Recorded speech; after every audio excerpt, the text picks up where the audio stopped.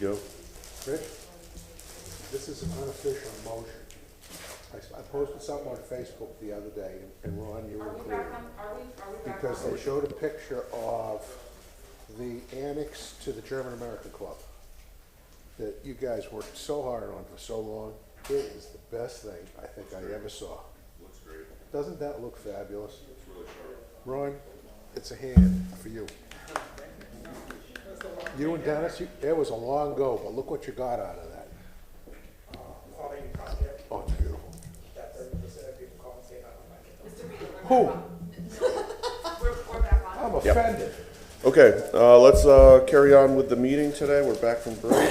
We're going to move on to case BLC T21-03. Mr. Vila. Thank you, Rich. That is for the address of 1619 East 8th Avenue. This is in the YC1 zoning district in Ybor City. This came in initially for Part 1 ad valorem on June 30th, 2020, and that was for pre-rehabilitation. So at that time, the agent shows the condition of the building and what their vision is. And today we are here to look at Part 2, which is post-rehabilitation. Ms. Farrell will share those pictures with us. It's very heavily on the picture side, the presentation. So at this time, I'm going to hand it over to her. Okay. Thank you very much, Ron. Let's see.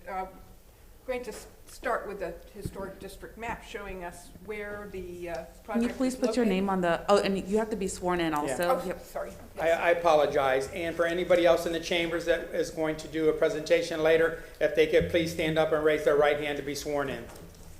Thank you very much. Swear or affirm that the testimony you can find is one is the truth and nothing but the truth. Yes, I do. Well, good. Still, it's good morning, and my name is Stephanie Farrell, and I'm here representing 1619 East 8th Avenue, which is located in the heart of the historic district. On the north facade faces 8th Avenue, and I'm going to continue with a site plan which shows you very clearly that the building, the property that we're talking about is a zero lot line building, so the properties on either side of it are owned by different property owners. The rear of the building is along an alley, a dedicated alleyway, which continues to exist. And then moving to the pre-rehabilitation plans, you can see the first floor was most recently an open plan. It was used for basically office uses. The stair is not original. The front stair is not original, nor is the rear stair. There is a mostly original beam, which we'll see later in photographs, original wood columns which have been repaired. I believe the front one was actually replaced to match the original. The second floor had been divided into offices and meeting rooms with a conference room up front. And then again, the two stairs were not original. And then the roof, we'll see the elevator tower, which we'll revisit as we look at the photographs of the building. So this is the plans, just to kind of orient you for as you look at the photographs. Again, the ground floor will continue to remain one open space with support functions, including restrooms and the elevator. There will be a new elevator in the existing elevator shaft, so that is historic material that will be maintained. The second floor will have sort of an open plan layout with glass partitions, glass and drywall partitions, some demountable partitions as well. And the front area will continue to be a conference room. Coming up to the roof area, you see that there is the elevator shaft has been extended to an approved rear deck at the back of the building, and we'll see that as we progress through the photographs. So this is the front facade as before the rehabilitation began. And what's important about this, and this building was built in circa 1926. It's a very plain two-story brick vernacular building. It was built for mercantile uses. Initially a furniture store, and then later on in its history, a grocery warehouse. So it's a more simple building than we see on 7th Avenue. So what's important, character defining wise, the character defining features include the original opening, although not the original storefront, the original masonry with tinted mortar, a stepped parapet, and steel pivot windows, which are original to the building. There was historically a canopy, but this is not the original canopy. This was constructed by the previous occupant in about 2005. And now we'll see the building as it exists today. And again, the original storefront opening, which actually may have had some other functions historically. We don't know exactly what the original storefront looked like, but the wood storefront that we see here is a repaired version of the previous photograph. The original steel pivot windows have been repaired and repainted, and the masonry repointed as necessary. Here is a similar view, but we see the north and east facades in this view. The awnings are obviously not original to the building, and they will be removed, as you can see, in this similar view, post-rehabilitation. And here is the storefront as acquired by the current owners, and obviously in need of repair. And this is it's a close-up of that same view of the storefront repaired. This is the west facade pre-rehabilitation, and a similar view post-rehabilitation. This is the rear of the building along the alleyway. This is obviously at the base of the building, and you can see there's a lot of mismatched mortar and cracking and so forth, and that's pre-rehab.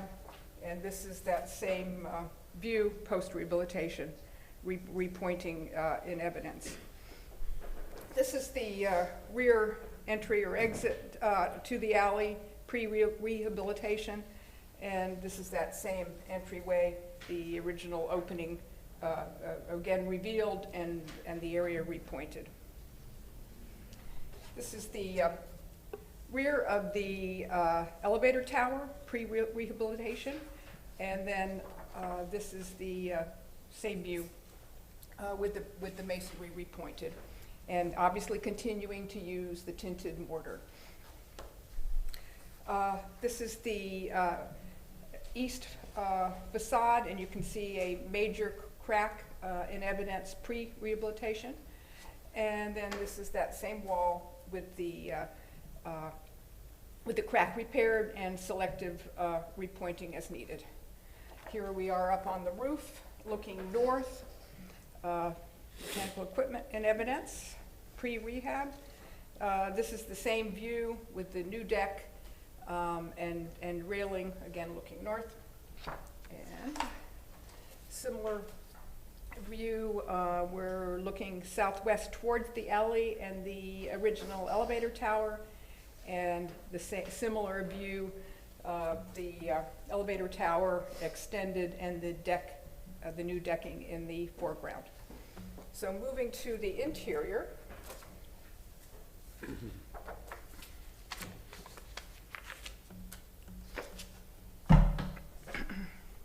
I mentioned when we were looking at the floor plans that it was basically there was one large open space on the ground floor, and interior-wise, there was very little in the way of finish. In fact, we saw no evidence, and Ron and I spent more than a couple hours there looking and see to see if we could find any evidence of plaster, either on the ceiling or on the existing brick walls, and none was in evidence.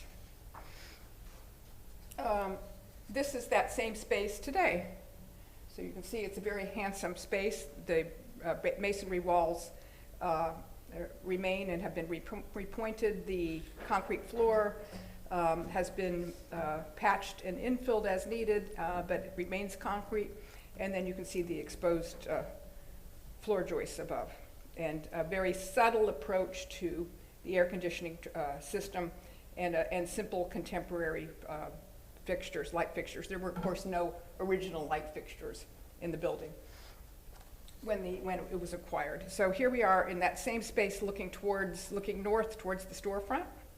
It's a little rough there, but here are the original columns and the mostly original beam and obviously ductwork that had been installed by the previous owner. This is the stair that I mentioned that was not original, and we did investigate to see whether or not there was any original fabric. And we confirmed that there was no original fabric, although the original stair may have been there. This is not the original stair. So here's that same space post-rehab. And here's the stair, the non-original stair, pre-rehabilitation. And here is the entry to this sort of leading up to the stair post-rehabilitation, and then we'll see the stair. By the way, here's the canopy, which continues to be beadboard, and it's painted beadboard now. So moving up the stair, or looking up the stair, you can see the newly constructed code-compliant stair leading to the second floor. And here we are, close-up view, pre-rehab of the storefront. And here is a similar view post-rehab. Here we are up on the second floor, and this is the elevator shaft. It's painted brick, painted by a previous owner. And again, the shaft, of course, remains. The lay-ins, tile ceilings have been removed and so forth. And this is a similar view today with the elevator put in use. And some repointing here, but still a little rough. But you can see there's a wood floor and lay-in ceiling in this rear portion. And then on the second floor, this is a view looking north towards the front facade, this is actually the former conference room in the distance. And as you can tell, none of these partitions nor the wood trim was original to the building. This is a similar view looking towards the front facade, and you can see the wood floor, some demountable partitions in the foreground, the roof framing exposed above. Here we are looking at one of the interview rooms that was part of the prior use of the building. So, pretty rough space really then. And then here we are looking at the same general area post-rehab. And we're looking south on the second floor. And there was a lay-in ceiling which had been removed. So you're seeing the framing here, which obviously that's also been removed subsequently. And here are the circa 2005 partitions, which now are replaced with a combination of demountable partitions and a few drywall partitions with glazed infill. Second floor looking southeast, and a very handsome space. In some cases, there are gypsum wallboard ceiling clouds to enhance the lighting in the area. Here we are in that conference area that I mentioned, and you can see the lay-in ceiling, which now is not there. And a similar view, we see the drywall cloud with the roof framing above exposed. Brick walls continue to be exposed, wood flooring, and so forth. A very handsome space. More of this area. This is looking northeast. This is that same view today. And another view of the conference room looking towards some of the office use spaces.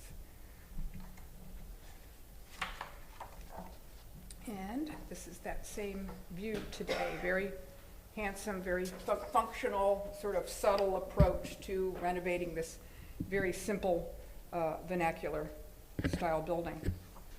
And here we are back on the ground floor. This, I think, is a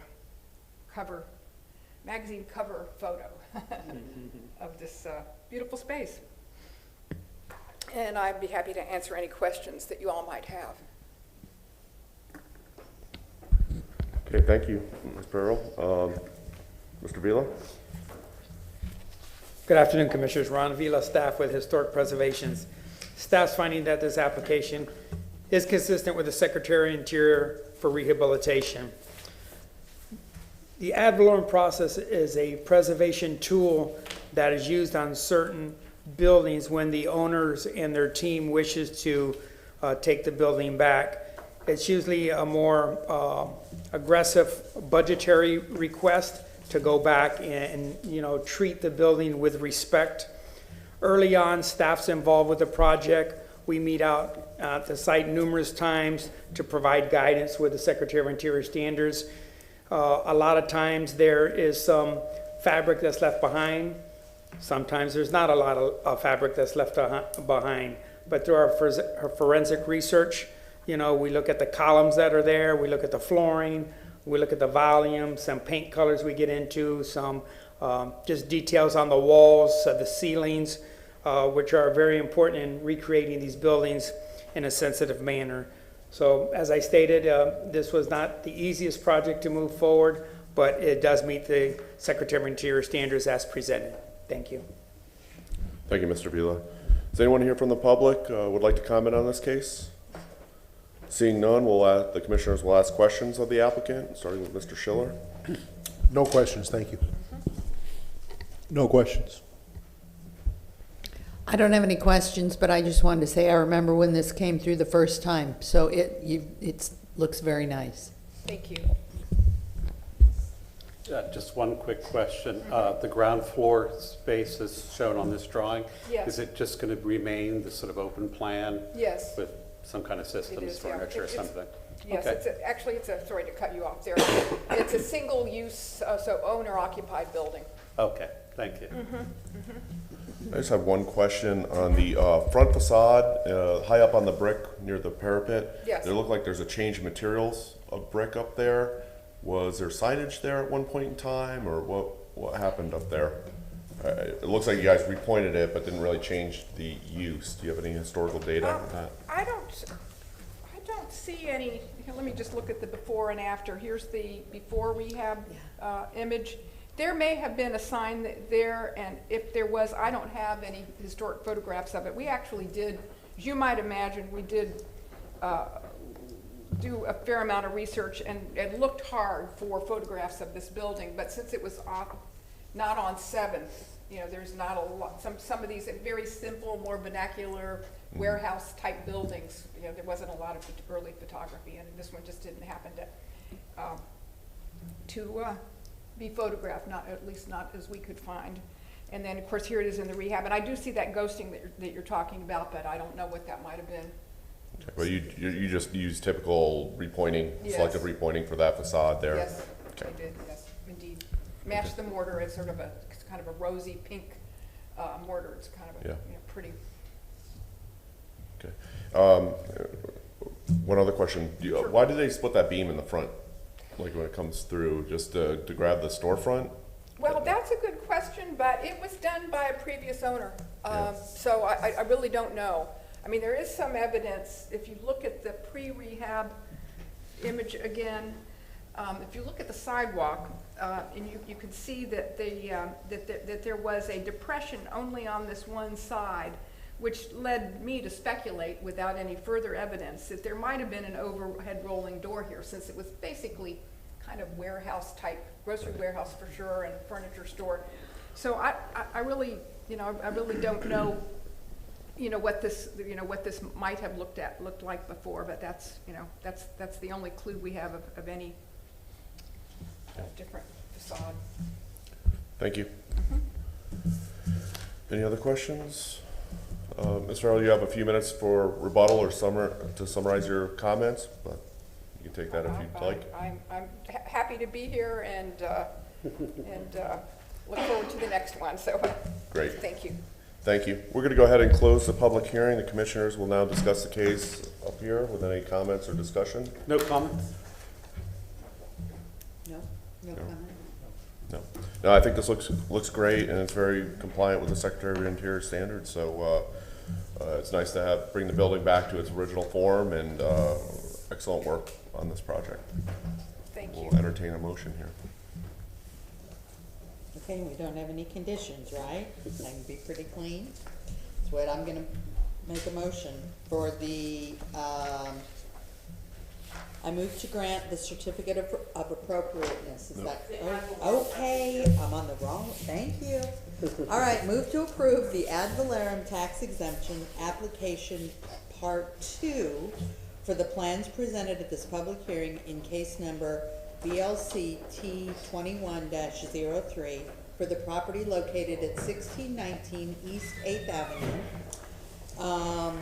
Ybor City Historic District, for the rehabilitation of this property based on the fact in the record the proposed project is consistent with the Secretary of Interior's standard for rehabilitation and guidelines for rehabilitating historic buildings. Is Do there we have a a second? second? Second. Okay. All in favor of said motion, say aye. Aye. Aye. Opposed? Motion carries unanimously. Congratulations. Thank you, sir. Okay, we're gonna move on to case number BLC 21-161 at 1708 East Fifth Avenue. Mr. Bila? Thank you, Rich. There is a contributing structure, a non-contributing structure that dates back to 1916. It is in the YC2 zoning classification.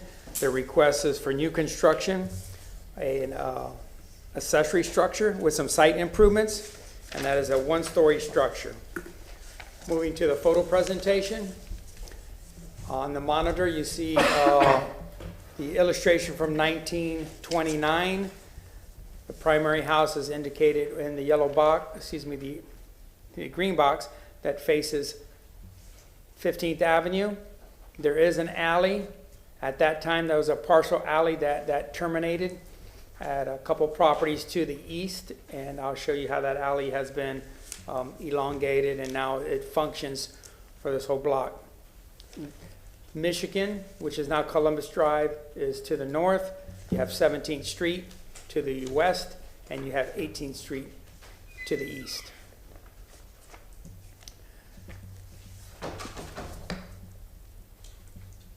This is the overhead shot. The property in question is in this green box here. It does face the interstate, and it does face 15th Avenue. This is the alley that I spoke about. The city had an initiative to go ahead and create this alley. The houses across the alley to the north face Columbus Drive, and these parcels are very difficult to come on to gain access. So the alley was an important part, and Mr. Gibbons that was here earlier, he has 3 different houses that are here, so the alley was an integral part of bringing infill construction to this area. I wanted to share with you, this was from 2012, the condition of the house that the owner now took upon himself. It was in pretty rough shape, but you'll see through his vision how it looks today. It was a duplex. He brought it back to a single family home, which it was originally. And you see the block face as well. This is facing the interstate, but this is the abutting structure to the west.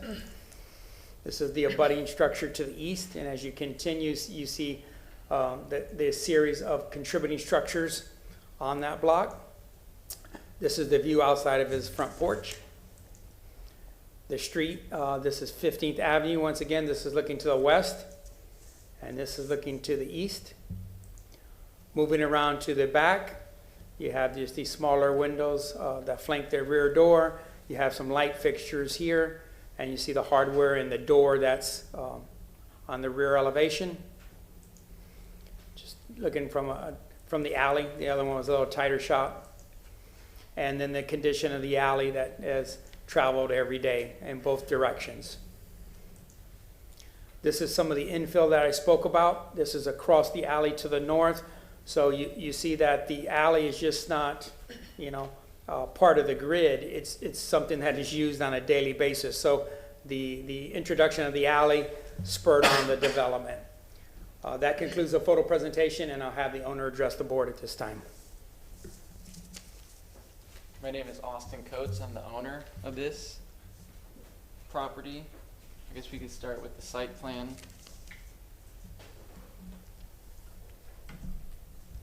So this is the current house, 15 streets along the front. I'm looking to build a 24 by 24 detached garage in the back of the alley, set 14 feet off with a driveway. The setbacks will be 4 feet on all sides. There'll be a 16-foot garage door on the front of the garage facing the alley, with the rear door to gain access to the back of the house.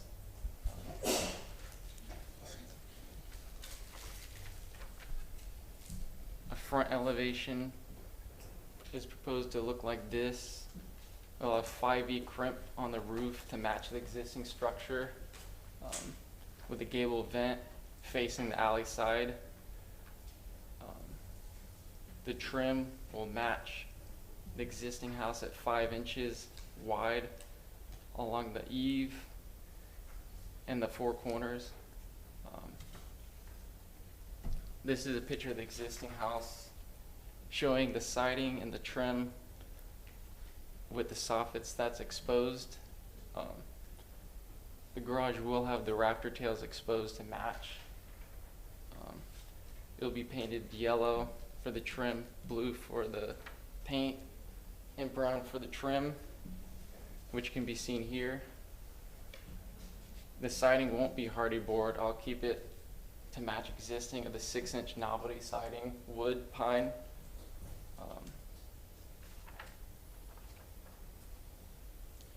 The roofing, as I said earlier, will be the 5E crimp. Here's a garage door alternative that I spoke with Ron earlier. He kind of wanted more of with a line down the center, so I'll try to keep that in mind and not as shown earlier. Here was a previous elevations I submitted. I changed it per Ron's comment to match the height and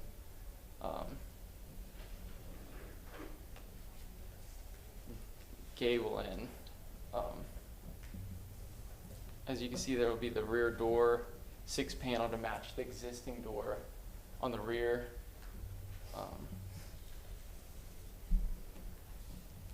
And that's really all I have.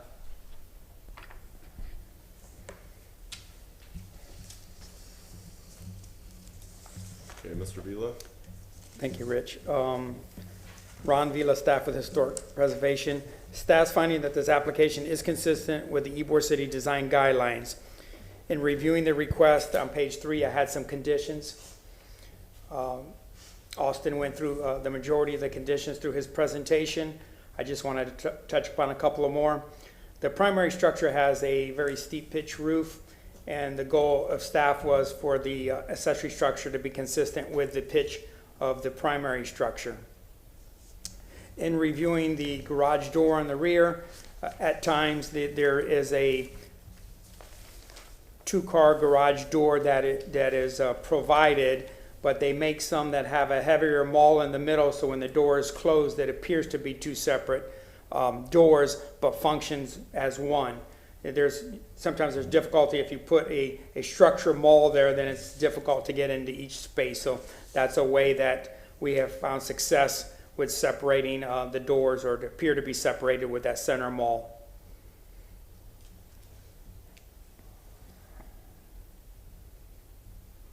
I did indicate on the plan that if he was going to put any fencing, I spoke to him earlier, and fencing is something that he's not thinking about at this time, but that is a function that we could do administratively. So although he didn't show a function today, if it comes back, we will assist him. Those are the comments that I had that were illustrated on page 3, and I'm here to answer any questions. Okay, thank you, Mr. Vila. Anyone here in the audience would like to comment on this case? Seeing none, we'll turn to questions of the applicant by the commission, starting with Mr. Schiller on my right. Did we see a wall section? I do not have one currently, but it'll be standard wood framing 2x4 with plywood.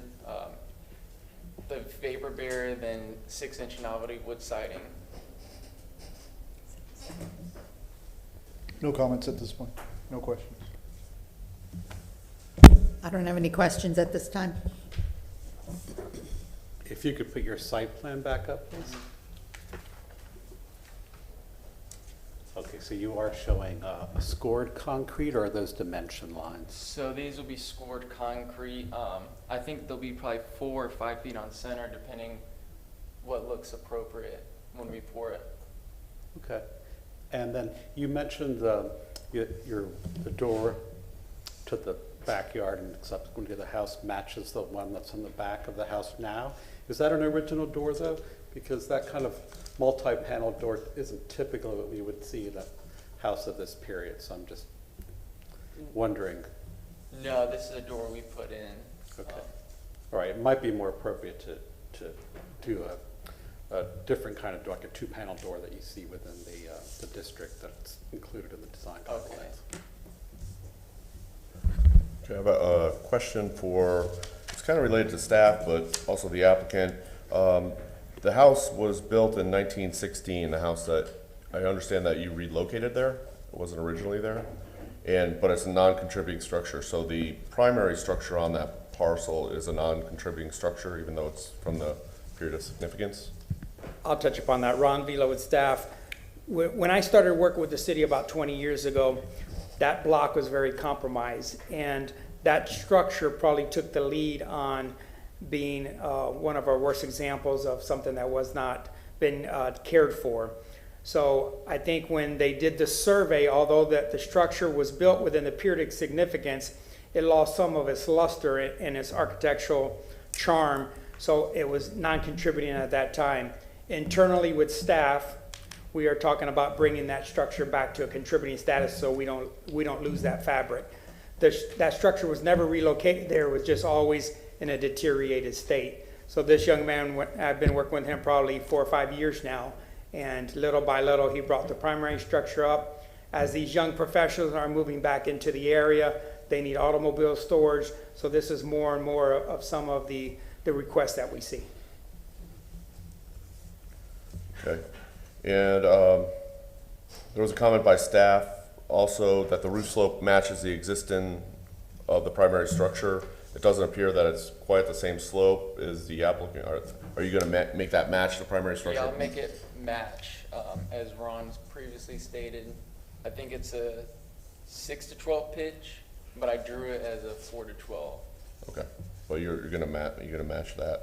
And what's your overhang on the proposed garage? I'm thinking 12 inches on each side to match the existing structure. So it matches the existing structure, a little smaller than you'd like to see? Smaller, but it'll match. Okay, I'm okay with that. And then the door, I mean, I think going to that issue, it matches the primary structure, so I think there's some more leeway, but maybe we go to a 2-panel door that's a little bit more historically sensitive. Okay. I think that would be better use. I'd like to talk about the garage door, the center mullion. Is it one panel that opens up, or are there 2 separate door panels that open up? What's the reasoning for the thickened mull at the center? I was hoping to do one 16-foot door just for easiness to get in with 2 cars from the alleyway. I know they do have different doors. I was thinking maybe a door I found online that should match would look a little bit better than what I had drawn on the elevation. So it's a one door. Yeah. So there's one not 2 door. separate. But I think Ron's made the suggestion that it would probably, historically wise, break up that large door expanse by putting a larger mullion and make it look like 2 smaller doors, but it'd be one. And I think this, excuse me, this is a better example too. Instead of having the rounded glass at the top, the square would be more period significant. So I'd prefer for you to head in that direction, Okay. if my commissioners concur. Sure. Okay. That's all I have for questions. Anyone else with a follow-up? You have a few minutes to summarize any comments or rebut any of the questions. I think I'm fine. Okay. We're going to go ahead and close the public hearing. Any discussion among the commissioners, starting on my left? No, it's a very straightforward project. I know that normally we would see in a two-car garage, we prefer two separate, but given that the alley's been modified and these are sort of tighter conditions, and more importantly, that it faces the back, I think as long as the applicant finds a garage door that appears to be more traditional and appears to be a series of panels, that it's completely acceptable. I would agree. Okay. Can we, I guess there's some clarification needed by the applicant that these things that we discussed, you said you're gonna match the roof slope and then that the garage door, you'll go with the square windows with a larger center mall, so you've agreed to Yeah, that? I agree. Okay, and we can go ahead and entertain a motion. I'll go ahead and make a motion. This is for a final approval. Move to grant a certificate of appropriateness for the drawings and documents presented at this public hearing in BLC 21-161 for the property located at 1708 East 15th Avenue, because based upon the fact the proposed project is consistent with the Ybor City Design Guidelines with the following conditions: that as discussed at the public hearing, the applicant match the pitch roofs shall match that of the existing house. The final garage door will be approved by staff based on a more historically appropriate design. That the applicant submit a wall section, and that the applicant consider a different door on the rear of the proposed structure. Because then, based on the findings of fact, it's consistent with the Ybor City Design Guidelines for the City of Tampa, because it's appropriate site placement, scale, massing, and use of materials. Second. All in favor of? Well, can you make sure that the applicant acknowledges the conditions that were placed based on the motion? Yep, I agree. Okay. Let the record show that the applicant agrees with the conditions stipulated. All in favor of said motion, say aye. Aye. Aye. Opposed? Motion carries unanimously. Thank you. Thank you. Nice work on that house, too. Thank Yeah, you. nice nice. job. Very nice. Okay, and we'll move on to our next case in front of us. This is case BLC 21-164 for a building located at 1512 East 8th Avenue. It appears that there's going to be two motions or two requests of this commission. The first is a variance and then a certificate of appropriateness. So we'll hear the argument for the hardship variance first, and then we can move on to but I think the applicant's going to wrap everything into one presentation for us. Thank you, Mr. Simmons. Ron Vila, staff with Historic Preservation. This is in the YC1 zoning classification, which is the commercial core. There are two requests, you're correct. First, they're going to touch upon the variance, and I had asked the agent to move on that first, and then if the variances have as a favorable outcome, then they could get into the certificate of appropriateness. There's some past action in March. In 2017, there was a non-contributing structure that was there that caught fire, and it was ultimately removed. And then in the same year, in November on 2017, this board approved a 4-story mixed-use building at that time, and that structure had no variances attached to it. Moving through the photo presentation, starting with the Sanborn map. This is dating back to 1929. The red indicates brick construction.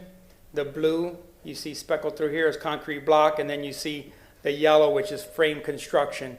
So more in the commercial core, you'll see the masonry units that take precedent. Property in question is here, which is on 8th Avenue. You see the green behind it, as I try to indicate. You have 17th Street that runs north and south to the west. You have 18th Street to the east.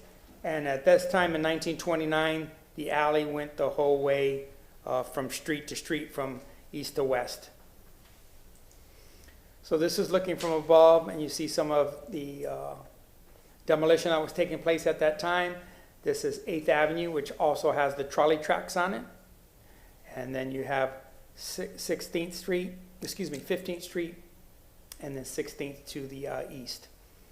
And you see the challenges with the alley, how it terminates into Central Ybor. This is looking back at the site currently. It's just a vacant parcel. The alley in the background does still access this portion of the lot. Then you have multi-level buildings on each side, and then you see the trolley tracks in the foreground. This is looking at the abutting property to the west. This is to the east. This is looking down the Brick Street, which is 8th Avenue. This is looking back towards the west and turning around, and the engagement with the trolley tracks and the pedestrian experience as well. This is across 8th Avenue to the south. This is looking back into the site.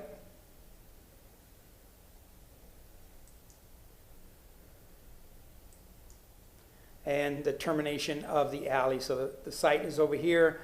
This is the unimproved alley, and then how the alley terminates into Central Ybor. At this time, Mr. Whaling addressed the board for the variance portion only. Thank you. One more thing. Everybody that wishes to testify, please stand up and raise your right hand to get sworn in as well. This will be our last swearing. You solemnly swear or affirm? Sir? I do. You solemnly swear or affirm that the testimony you're providing today is the truth and nothing but the truth? I do. Thank you. Thank you, Ron. Good afternoon. My name is Greg Whaling. I'm the authorized agent on the project. It's a pleasure to be able to be back in front of you on presenting a project for this property. As Ron had stated, we were in front of you back in 2017 on a project that was very similar to what we are presenting today. This is an image of what was unanimously approved. It was a 4-story structure, mixed use, retail and residential on the ground floor, apartment residential studio units for floors 2 through 4. Since this time, based on the extensive residential development that has occurred in and around Ybor, the challenges that we'll start to talk about in the variance request for this particular site has made it impractical to develop as a residential site. So those plans were abandoned, and now some 3 years later, we're exploring new options for the property. The intent is to keep the initial design. I believe the board had unanimously approved the look and the layout of the project. It's the intent that that major form and architectural detail will carry over into what we're proposing. The project team is comprised of Mr. Darrell Shaw, the property owner. He has partnered on this commercial development with Third Lake Capital. They are well vested into the community. They actually own and operate and are under continuous renovation of Centro Ybor, the 5 buildings, and also the property immediately to the south of the property. They have engaged the Perry Company, Mr. Eric Grzybowski. He's with me here today if there are any technical questions in terms of the construction. They have been practicing in Ybor City. They own property catty corner from this project site. So the entire team is very interested and very enthusiastic about what we're presenting today. Again, the project is new construction, 4-story building, still keeping the ground floor as retail or restaurant. The major change is that floors 2 through 4 are now business use, office space. The concept for the building is that it is considered kind of an upscale boutique office building. It's intended to be limited tenants, hopefully just one tenant per floor. There's also been some speculation with a mid-sized corporation coming in and taking all 3 floors at the 15,000 square foot range that we're proposing. So again, we feel like this project is going to be an amenity and really a kind of taking some of the construction details in and around that area to the next level. Both exterior finishes with brick detail, with metal and glass. We really see this being a plus for the community. Cutting to the hardship criteria that we need to satisfy to be able to move this project forward. I will not read all this at this point, but we'll kind of paraphrase it as we're going through each of the items. So the first one being hardship, practical difficulties are unique and singular with respect to the property or with respect to the structure and the building thereon. So that plays a very critical role in what we're presenting today. Having studied all the lot layouts, not only in the YC1 district, but pretty much across the board, the entire historic district, this property is completely unique. It is an L-shaped property that faces 2 major frontages. As Ron had shown on his previous overview, this is a picture of the site that had previously been developed with a 2-story building. Part of it is a 20 by 70 extension. I call it the tongue portion of the property that sticks out to 15th. This portion of the property that abuts a contributing structure to the south, as well as the unimproved alley to the north, is extremely difficult, almost cost prohibitive to develop when you start taking a look at some of the other aspects that go into the full site. So in previous studies, we were looking at primarily putting the full building square footage on the main portion of the site that fronts 8th Avenue. Just jump back. So another aspect about this site, now bear in mind that L shape is literally the only L-shaped site of that configuration in all of Ybor City. So specifically to YC1, it's an anomaly. What this does is it creates limited access. The property abuts on 8th the trolley, and it has the existing trolley line, overhead power lines that are right in front of the property, as well as power poles in front of the property. So what we're asking for in terms of a variance is a height requirement. And to explain how that kind of plays into things, we'll take a look at what the Euclidean zoning parameters are on it. Basically, in terms of setback, we have no issue. It's 0 foot on all sides, front, side, and rear. In terms of the floor area ratio, it's at 3.25, and then the height is limited to 45 feet tall plus 5 foot parapet extension.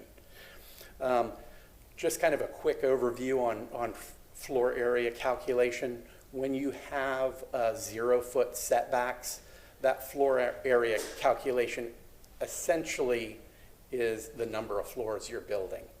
So when you have 3.25, you have 3 full floors for the entire site, and then a 4th floor for 25% of that site.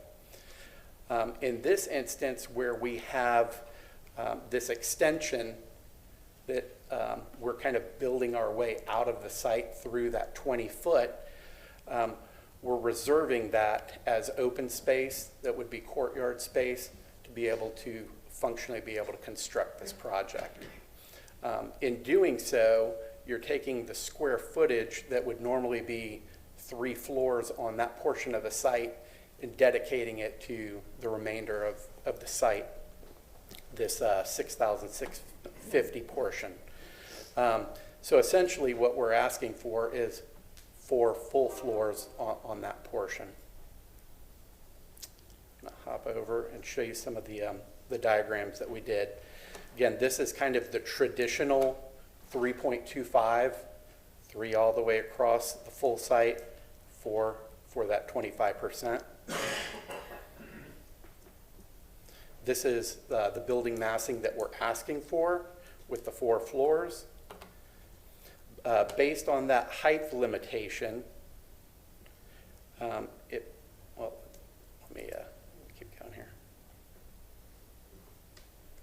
We studied if you actually did 3 floors on that portion of the site in order to meet the current height requirements, that would reduce the FAR on this site to 2.45, and it's really just not feasible to develop that site when you start getting floor area ratios below the 3.0. It also puts the floor-to-floor heights with 3 at 15-foot floor to floor.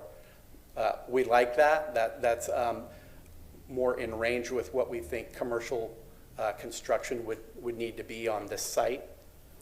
But it's just not practical from a square footage. The Tampa Comprehensive Plan, this property is dedicated as UMU 60, so it's an urban mixed use 60-foot tall allowance in the Tampa Comprehensive Plan. That also includes the 5-foot for the parapet projection, as well as some other features that we'll be going over. With the full 60-foot request, that too, with a 4-story building, would put floor-to-floor heights at 15 foot.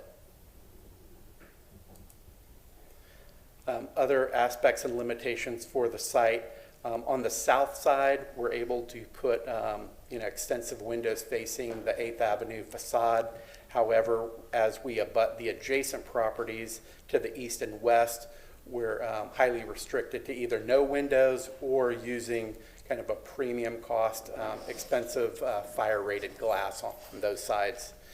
On the rear of the property, due to its location and separation by that 10-foot alley, we're limited to 25% windows on that facade. In either the 45-foot limitation by the Euclidean zoning or the 60 as designated by the Tampa Comprehensive Plan, these are allowable projections above that limit. It includes the 5-foot parapet, extensions for elevator shafts, stair towers, as well as solar panel structures. As we look at kind of a comparison of the two, the base city zoning and the Tampa Comprehensive Plan, the green identifies the 45-foot plus the 5-foot parapet. The purple glass envelope is the Tampa Comprehensive Plan. And then what we are proposing is kind of floating in the middle. So we feel like we're not pushing the limits all the way. We're only asking for what we think is reasonable for the use of this building, as well as the adjacent properties. One property over, the corner of Centro Ybor measures approximately between 57 and 58 feet above the sidewalk level. So that's really kind of the basis of our design, is matching that parapet height of our proposed structure with Centro Ybor. Now bear in mind, that is a 3-story building. It was originally developed as theater space, and so the volumes and the way that space broke up was a little bit different than what we're proposing. Our proposal also includes these extension features, 2 stairs that would go to the roof, as well as the elevator core, and we have a structure for solar panel attachments. Per code, all those projections can only go up to 20% of the total roof coverage, so that's what we're indicating on this. In addition, due to some variance notification issues, I guess you would say, we had fully intended to propose a roof deck as well on the roof. There were some issues that we had in terms of how we noticed, and our intent is that the deck and the handrail would be under the surrounding parapet wall. So in terms of height limit, you're not going to see this from parapet level down. What would be extending above that height is we have 2 future restrooms that we would like to consider at another time. So you'll see some of that in the presentation, but we fully expect that if we are granted approval on this, we would come back to clarify and clear up those items. Greg, Ron Vila with staff, you need to try to summarize the variance portion. Okay. Thank you. So, again, quickly, well, let me go back.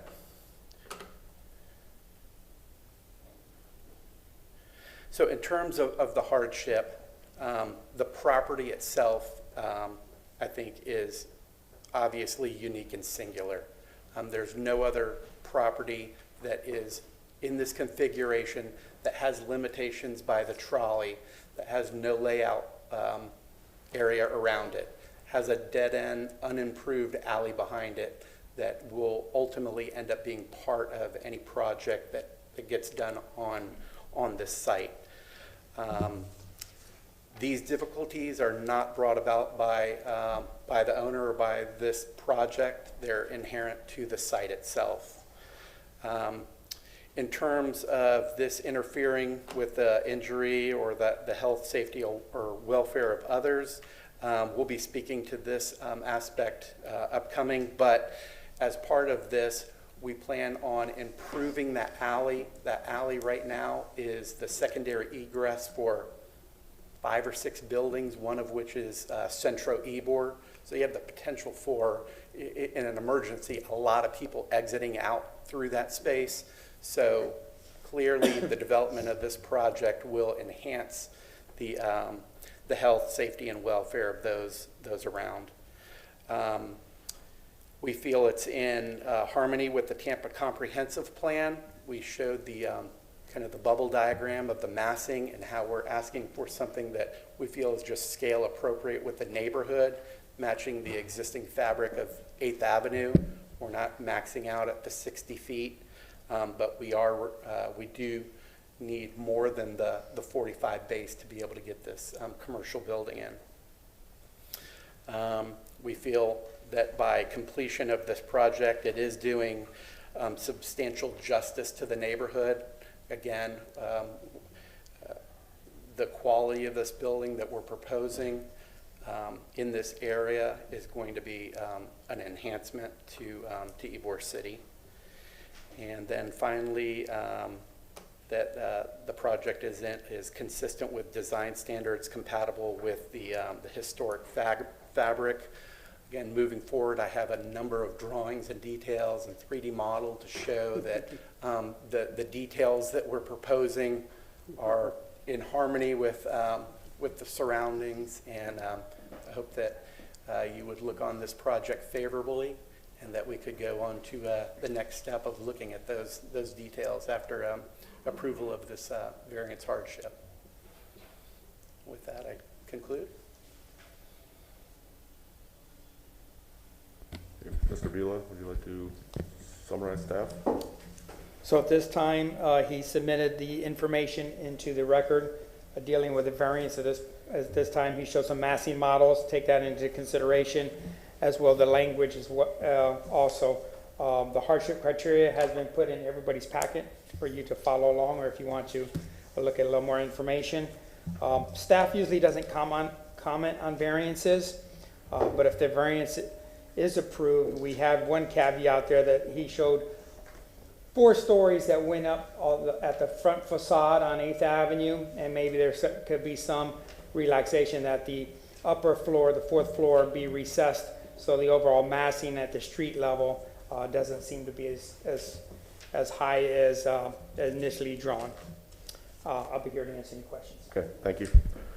I'm going to open it up for public comment if anyone would like to comment. Sure.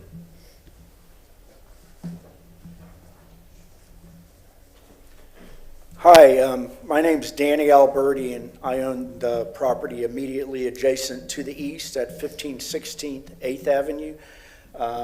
I'm not here to object. I think it's a nice project. I have a couple of concerns that I would have liked to put in the record to be hopefully addressed during this process. I've met previously with the contractor and the architect, and they've been very accommodating and available. So my main concern is stormwater. As you mentioned, the alley ends in Centro Ybor. There's these French drain structures, which in my view are not sufficient to drain that area. It appears that most of the water from 9th Avenue drains into that alley between 8th and 9th. And when we get storm events, well, and also a lot of the owners around there have put pavers, air conditioner pads, decks within the alley, creating impervious surface. So when we get rain events, I've had water in my building 3 different times recently. So, you know, my concern is that this doesn't exacerbate the existing problem during the design process. The other concern is my building was built in 1905. I want to make sure and it's because it's going up higher, during the construction process that it doesn't inadvertently damage my building by any substructural geotechnical work or anything like that. And the final thing is I have a tenant in the back, so I want to make sure that we have access, continual and safe access to the rear of the building during the construction process. So those are my only comments. Thank you for your comments. Thank you. Appreciate that. We're going to stay with the same procedure that we're going to, so the commissioners can ask the applicant for additional information, questions on their application for the variance. Start Mr. Schiller. Okay. Thank you. So, let me understand what you're saying here. You bought a piece of property, or you represent somebody who bought a piece of property that is not perfectly ideal, but it comes with a golden goose. And the golden goose is a couple of 100 square feet of land that sticks off on the other side, and you're going to parlay that into a 4th floor and a height variance. So that's what you're telling me. I don't get that. I don't see a hardship. I don't see a damn thing. All I see is an economic hardship, which Mr. Vila will tell you that he ran me out of here more than one time 10 or 15 years ago for writing up these economic hardships that just didn't fly. So I have very little sympathy for this. And you're also telling me that if you don't get what you want, you're going to take your basketball and go home. And that just kind of chaps my ass. So there's plenty of people. It's a great piece of property. It's in a wonderful area. If you can't do it, you can't do it. Don't do it. But I just don't see any. I don't see any hardships here. You wrote all kinds of crap, and none of it makes any sense to me. Mr. Commissioner Schiller, do you have a question for the applicant, or do you want to reserve your comments for the discussion phase? No, I have a question. Where do you get the gall to come in here and do this? That's my question. I don't really know how to respond to that. I wouldn't think so. I think what we're presenting is a true improvement, a true asset to Ybor City. The owner, the development team is spending all kinds of time, energy, and money in presenting options to increase and develop this empty lot on 8th Avenue. It's consistent with the entire street fabric of Central Ybor all the way down 8th Avenue. I mean, again, I'm an architect. It's my professional opinion that this is in keeping with what's in the neighborhood. I have examples of other buildings just south of 7th Avenue, HCC's collaboration studio, the new Masonite building. Both are 4-story buildings. Both are at that 55 to 60 foot parapet height level. It's my opinion that this is in keeping. It's a subjective.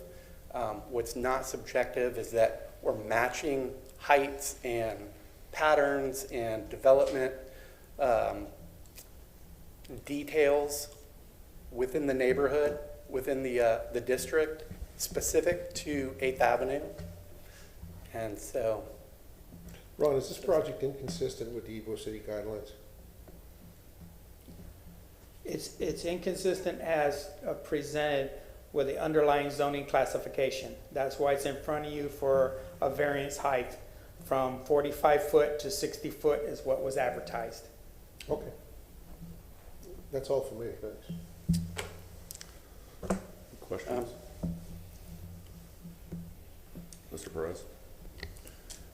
No question right now. I mean, This is the question and This way. questioning. Maybe you'll have time for a rebuttal. One of the questions that I have, and refresh my memory, there is, excuse me, there was an issue when the garages were built as far as the height. What's that?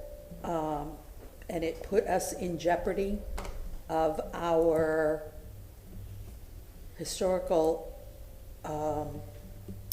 My concern is if we go so high, I got to think about it, because my question is, if we go too high, is it going to put us in jeopardy in our historical classification? But there's a formal name for it, not historical classification.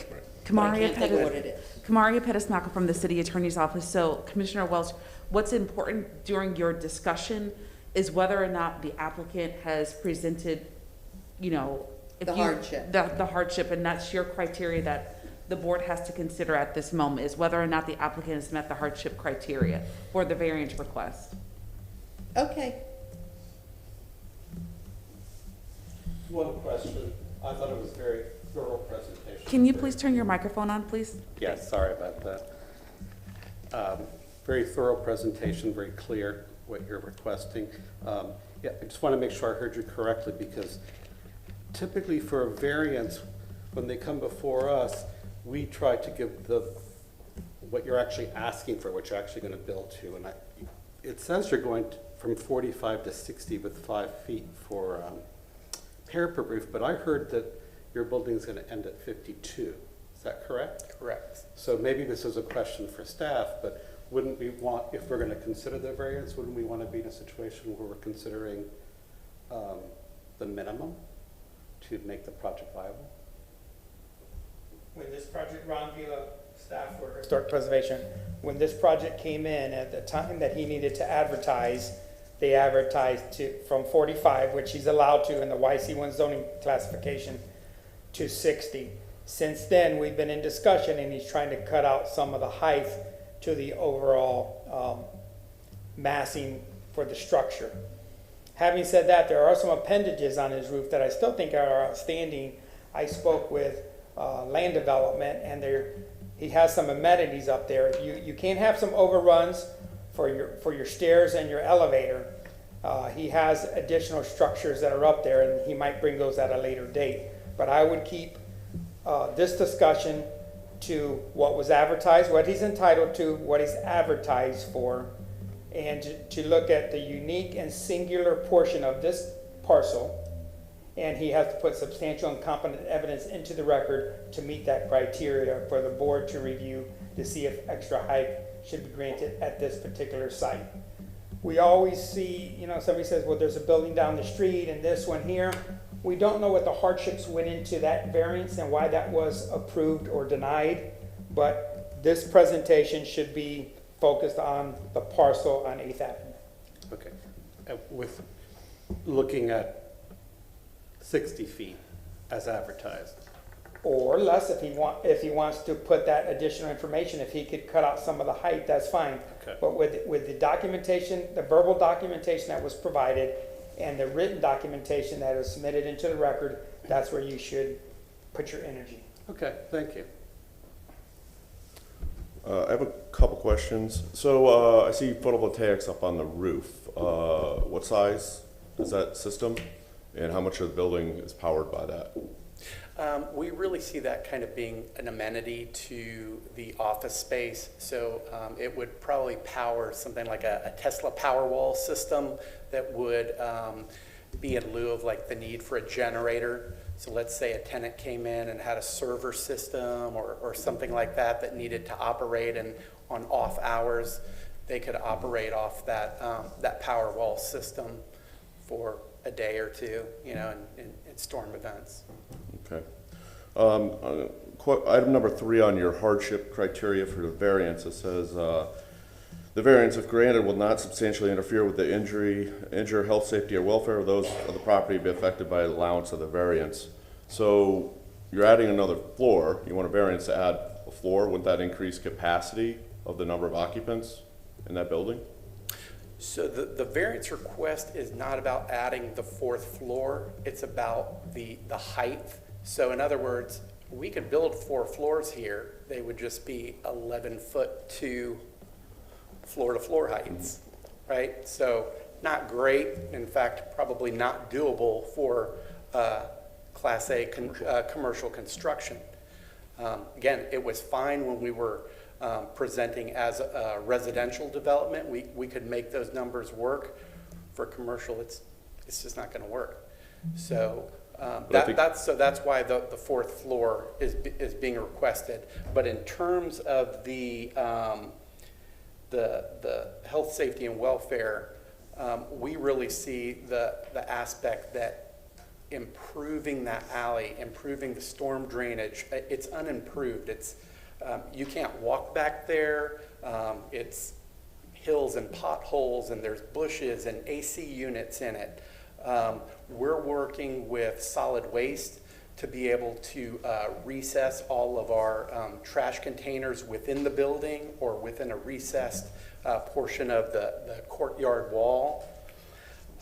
So in terms of this development moving forward, we feel like it's going to be a substantial benefit to not only this property, but to all the surrounding properties to the east, west, and all the ones along the north side that utilize that as an emergency egress from their buildings. Okay. And one more question for you. So you have one of your adjacent property owners for a contributing structure. Now there's your immediate neighbors, there's 5 buildings, I'd say, that are, well, 6 if you include Centro, but 4 of them are contributing structures. Have you received any feedback from them on your variance request? Because it appears to me that your proposed 60-foot height is significantly higher than Mr. Danny's 2-story building to the east, than the Rock Brothers to the west, to the old, I don't know what they call that, the one that's on 5th Avenue, and then the 2 buildings on the north. They're all low 2-story buildings there. I'm wondering if you've had any feedback or comments from those property owners of why, if they would be okay with you requesting this variance for adding another 15 feet of height to their area that's got primarily contributing structures in it. Sure. Okay, so to answer your question, we have only received calls from the owner and the tenant of, I don't know if we can pull this up, but let me see if I can go.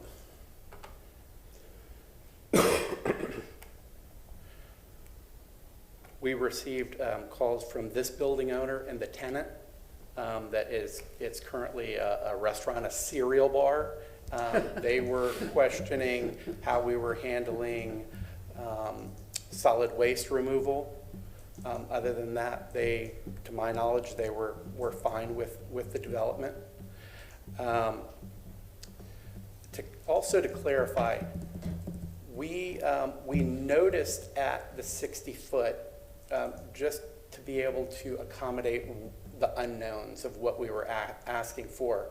We're only asking for what in what we're presenting today, 7-foot difference of what's allowed. If you take a look at what we're proposing, and this is going to be very, very rough here, but you're talking about that much difference if you're able to see that moving in. And I'll undo it. So legal, under code, non-conforming, 7-foot extension. The perception of what we're talking about, in my professional opinion, is negligible. Okay, any other questions for the applicant?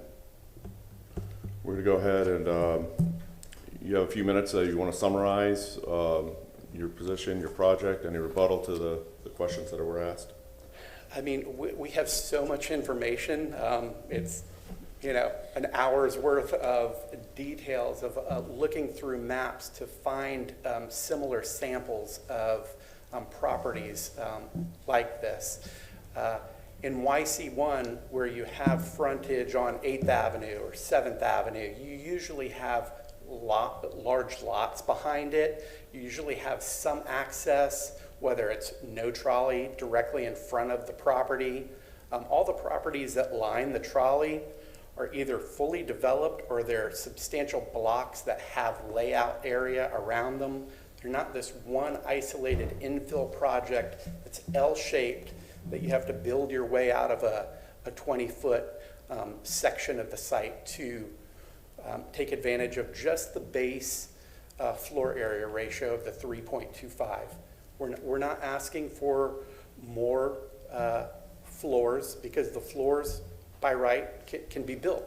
We're not asking for reduced setbacks. Those by right are being adhered to.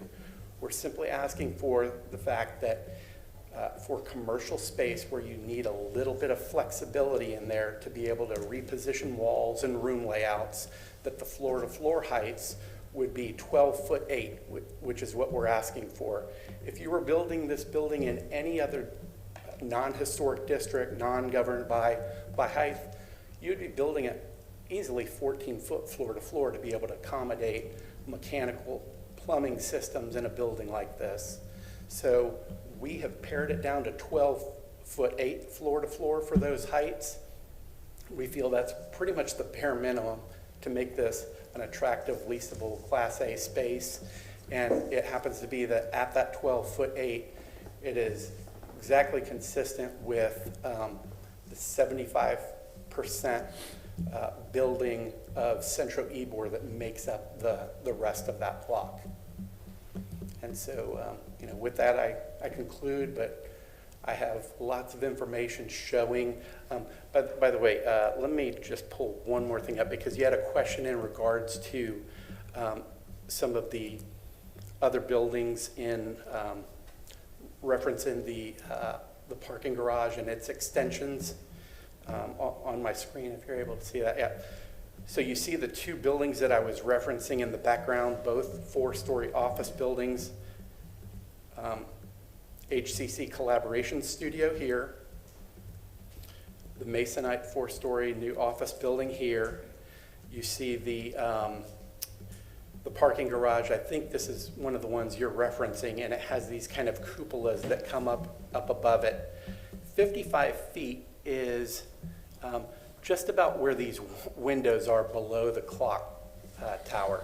So those cupolas go up 70-some feet, I would guess. We went out and laser shot the elevations, and so that both of the towers on either end are significantly higher than the parapet height that we're we're talking about. Kamari Pettis-Mackel from the City Attorney's Office. So, Commissioners, while you're discussing or trying to determine your motion regarding this, again, focus your discussion about whether or not this applicant has met the hardship criteria. The information regarding the other properties, I mean, as Mr. Vila stated, he doesn't know anything, any additional information about what was actually approved on those buildings or those projects and what's the scope of those projects. I know they're existing, but again, the focus is on this application and whether or not the applicant has met the hardship criteria that's given to you in the packet. That's it. Okay, we're gonna go ahead and close the public hearing. We can discuss the case Could you move amongst that our... picture up, please? This, You wanna see it? yeah, I'd like to have it up. Yeah. Thank you. Thank Okay. Do you wanna, I'm gonna end with you. We're gonna start with Mr. Gilatz over here. All right, well, thank you for a very thorough presentation. I believe the applicant has met the hardship criteria. This is a unique site in several regards. One, most importantly, that it's an L-shaped site, and in the prominent corner of an important streetscape, we have two contributing structures, one of which is 2 stories, one of which is 1.5 stories because it has a high pitch. When you look at what this applicant is able to do with the allowed volume, the floor area ratio, one of the options is to do a lower L-shaped building and not need entrances. But I think that would be in detriment, as they've pointed out, to the overall streetscape and how it impacts the visual aspect of that corner. So really, what I see this is they're basically just redistributing their allowable floor area ratio to create a more compatible volume that does match and is pretty consistent with the streetscape along 8th Avenue. And thus, creating some open space and I think to the enhancement of the 2 existing historic properties that really are almost part of this composition, this corner composition. So that's why I think, given the L-shaped site and given also the fact that it does meet the Tampa Comprehensive Plan in terms of their recommended use of buildings along this corridor, I think it completely meets the hardship criteria. Ms. Welch?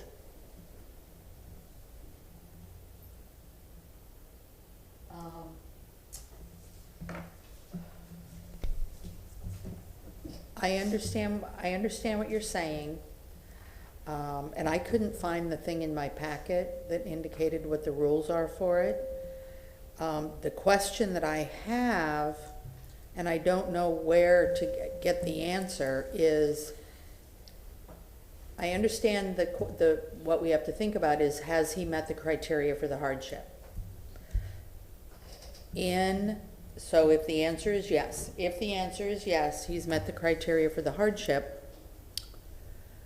In approving and saying yes, he's met it, then what we're then saying is he can go forward and build the additional square footage because we're giving him the variance, correct? Yes. I mean, I need to make sure. Not really. Not really. Mr. Vila, can you clarify with the commission what this approved? We're giving them the ability to play within the volume that they've asked for, which by volume, we're giving them a little bit of height variance. So Well, we still have to approve the design. And I understand that, and I still go back to a past reference that we put our historical designation on a watch list and in trouble because we built something higher than what we were supposed to, is all I'm saying. So if we're supposed to build this, and this is within the guidelines, does it still, I don't know if we would put ourselves in trouble. Commissioner Welch, I hear, Help me. so that's why I keep reiterating the focus to remain on whether or not the applicant has met the hardship criteria. And I don't know if you guys have the hardship criteria in your packet, but I can't find it. Here, Oh, it's just, never mind. It's just his questions with the petitioner thing? So Ma'am? I'll address a couple, if I may, I'm going to address a couple of your comments. We're not granting them, with the height variance, they are stating that basically this site is unique because of its L-shaped, in that they cannot, when this came to us before, they built a 4-story building with same floor plates. So your area is not going to change. Okay. They're asking for additional height between the floor because before it was residential, so you could go with a lower floor-to-floor height. Now they want to make it commercial, so you need a little bit more room up there for ceilings and ductwork and stuff like that. So the square footage of the project isn't changing. They're It's just just- adding to make it taller, so they can use a different use in there. Now, Okay, we're in Ybor City, so this is YC1. There's a height restriction on YC1, it's 45 feet. 7th Avenue, everywhere else within there is YC1, 45 feet height. They're asking for a variance for that because of 'Cause they a gotta have- hardship. Well, I don't know if it's really a hardship. I mean, because your site is L-shaped. I mean, if anything, they're already taking advantage of that because they're using that additional site area of that L-shaped bracket, that 20 by 70 piece of space, which allows them, even though they're not building on all of it, they're building on some of it, but now they can transfer that additional site area to the main building, and they're already getting the additional density off of that little site area. So they're already kind of taking advantage of the hardship of their own site with the FAR. So, I just have a hard time seeing the hardship here because, Well, the point, they're already getting, that's YC1. So one, there's height restrictions. There's no parking required, so they don't have to make any parking. That's an advantage, I think. Yeah. And now for them to come back and request additional height, which is within our historic district, in the heart of the historic district, it's just, if you talk about being on a dangerous, Slippery slope. with the Secretary of Interior standards, yeah, this is concerning. Well- Because we're making a variance for a hardship that I don't think there's enough evidence presented here to say that, because this is a site that you bought, that you invested in, and now it wasn't a hardship when you came to us 2 years ago, but now it's a hardship because they want to change it.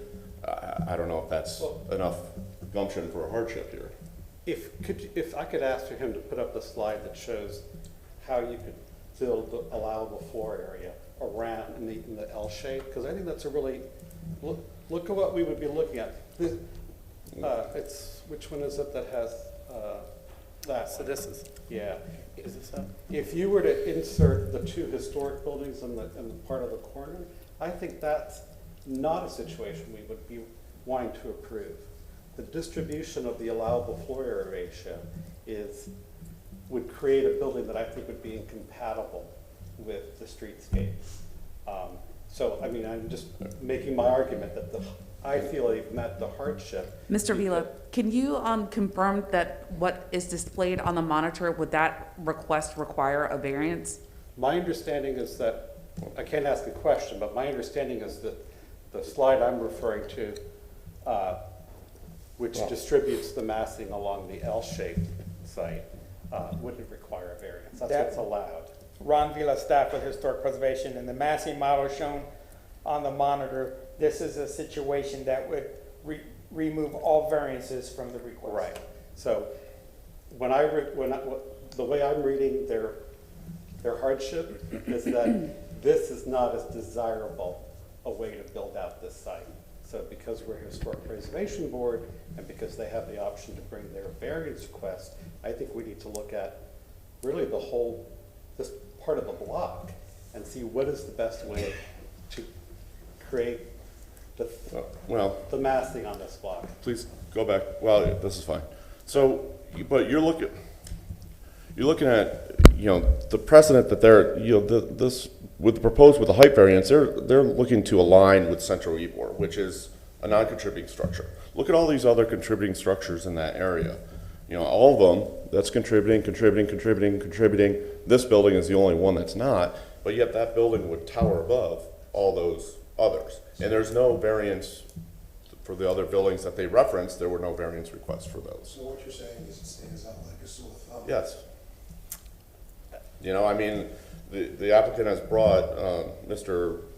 Albanese, you know, but his building's gonna get dwarfed by that adjacent building. That's 2 full stories, 2+ stories, because they're, you know, they've got mechanical, so you almost, if you took a look at that stair tower there, that's 3 stories above, and he's already concerned about stormwater, and that stormwater that hits the side of the building is gonna go onto his roof.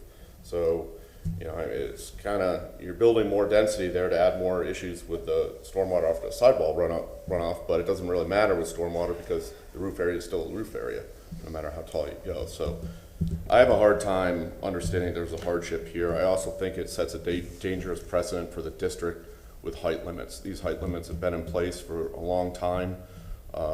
You know, if they, you know, we're staying with those consistently. You know, I think, you know, some of the references that the applicant made to HCC, well, HCC is its own zoning district. It's YC3, right? So it follows its own rules.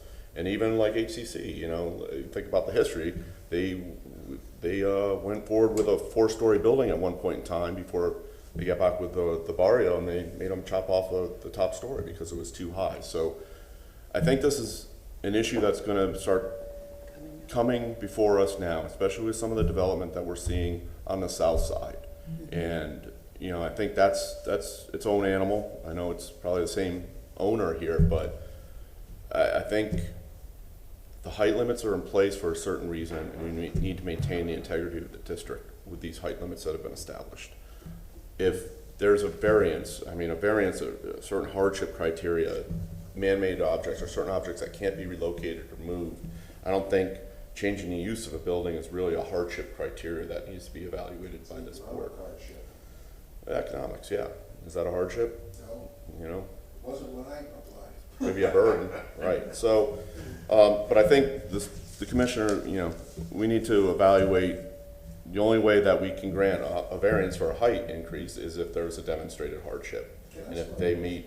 If we ask a question, we have to open the public hearing. So, No, can I ask Ron a question? No. sure. Do you need clarification on something, Commissioner Schiller? Yes, I do. Ron, Yes, sir. 45. I think out of an abundance of caution, if we're going to ask questions of staff, I think I would prefer there be a motion to reopen the hearing in order for the applicant to be able to respond if necessary to rebut any questions that or response that staff gives in this situation. Right now to reopen this hearing so I can ask a question of the staff. Do I have a second? I'll second your motion. For asking a question of the staff. That's fine. All in favor? Aye. Okay. Ron, Yes, sir. in the 45-foot rule, it says that you can't go higher than 45 feet. Is there any language in there that directs you to change that or do something else to that in regards to the square footage of the project and its FAR? The height restrictions are dictated by Chapter 27 in the zoning code. I believe it's a good reference because it does not talk about square footage and it doesn't talk about stories. You know, if somebody wants to put 2 stories under 45 foot in height, they can. So it's a number that has been quantified over time that is the limitation. There are some projections that can go above the 45, i.e. the parapet, and some overruns with your stairwells and your elevator shafts. But they have to be with under a percentage of the rooftop, which this does. But this project also has some other amenities that are up there as well and could be problematic in the interpretation as presented. So let me make sure I understand what you just told me. You said that 45 feet is 45 feet. And nowhere in the rules that govern us and this board is there anything that says, well, if you've got an appendage that you can't use, you should be able to take that square footage, 45 feet tall, and put that volume back in. There's nothing that says that. That's what you're telling me. That was a discussion that was presented today. They do have the ability, at the tongue, if we will, to add some square footage over there and recoup any additional square footage that they believe they lost looking at 8th Avenue's. And they would be able to do that with no variance, correct?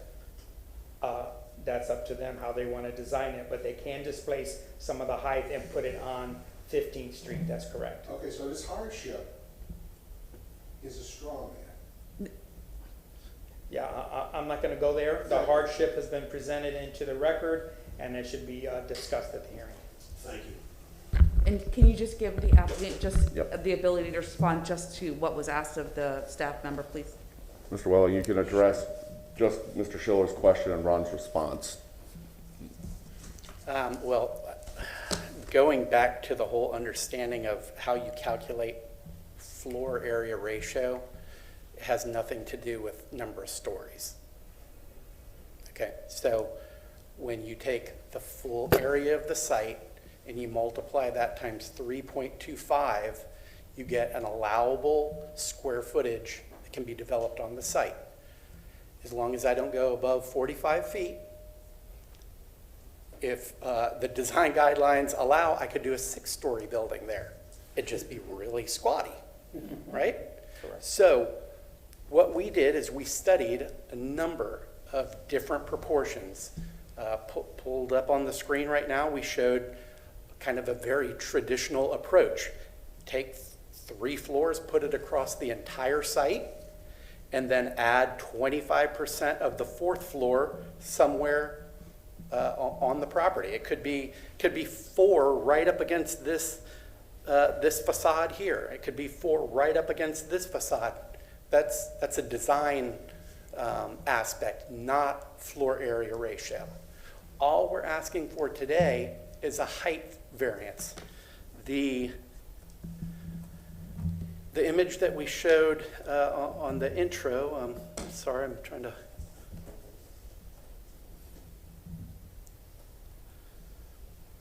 I also want to, if I'm able to address one concern that you had previously in regards to buildings kind of towering over or 2 stories next to an adjacent building. There are a number of historic buildings all up and down 7th where you have 2 stories adjacent to lower ones. You've got this one. Not exceed 45 feet. You have this one. You have this almost 2 stories above. So in terms of looking at a parapet and how high a building goes up above it, there's more than enough precedent in both contributing and non-contributing structures that have that adjacency. I'm jumping around. So in terms of the site massing, again, this is code compliant. This is code compliant. What we're proposing is meets the code with exception of 7 feet that we're asking for to increase it. We can do this style. This is what you've currently approved in the 2017 request. Again, what we're looking at. Could you also just turn the corner around the 2 historic ones and kind of show? Because my point being is that you're really gating a really historically compatible streetscape by allowing them to transfer, so to speak. Say that again? Say that one more time? Am I Can you allowed to please speak? turn, are you, we've reopened the public hearing for him to be able to respond to the question that was given to staff, so. Well, if you could leave that slide up unless you need to move it. Okay. Are you finished, complete? Yeah. I mean, I just want to make sure that we understand all the parameters that we're discussing here, because I think we're kind of interpreting as we see fit, and floor area ratio is pretty standard. We're not deviating. We can build 4 floors. The only thing that we're asking for is 7 feet in height. And that was the difference between what we're proposing right now, this, and that. That, and that. That's the difference. Okay, we're going to go ahead and, thank you, Mr. Welling. We're going to go ahead and close the public hearing. Again, so I think, commissioners, it's important to know that they're seeking a variance here. There's 6 hardship criteria that they need to meet to demonstrate the hardship to grant a variance. And the variance here is additional 15 feet of height allowable, up to 60 feet. That's their request. So they need to meet all 6 points here of the hardship in order to grant that. I'm not sure that they do, but that's our standard that we're looking at this variance with. So we can continue our discussion if we want to. Mr. Schiller, Mr. Perez. I jumped ahead. Sorry. So I'm torn with this one. I like what it's doing on the L shape, like you were saying, Jose. But at the end of the day, I think we need to be careful with setting up a precedent. Kamaria Pettis-Malco from the city attorney's office. I apologize. We can't, you use and I've heard it a couple of times, the word precedent. We have to look at this application as it is presented to the board and whether or not this applicant has proven or presented competent substantial evidence regarding a hardship criteria, not what this standard will set about, but whether or not this applicant, I apologize, meets the hardship criteria. That's the standard. Okay, so I don't think it meets the hardship criteria. I voiced my opinion. Okay. Yeah, I think there's a couple things here with the hardship criteria, and just make one more comment about the UMU 60 and the density in the FAR. I mean, yeah, I mean, they're working within the parameters of the comp plan, right? You know, which allows them so much density and square footage versus height restrictions. Yes, if this building was located outside of Ybor, outside of the heart of the historic district, yeah, more power to them. But we're a historic district. We have height limits that have been set.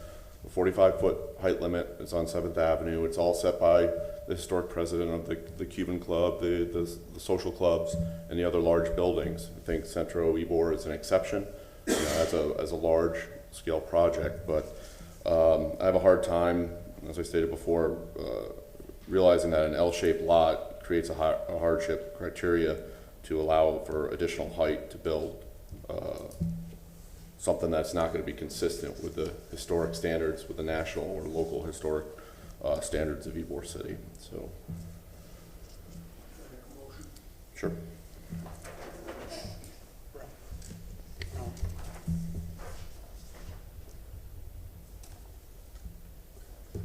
Move that the variance request. Is there a way of BLC. Wait, I don't understand. Hold on, what are you asking? If we're moving to move forward with either a approval or disapproval on this, I would request that I get with the owner and the development team to be able to explore other options for meeting non-variance type of criteria.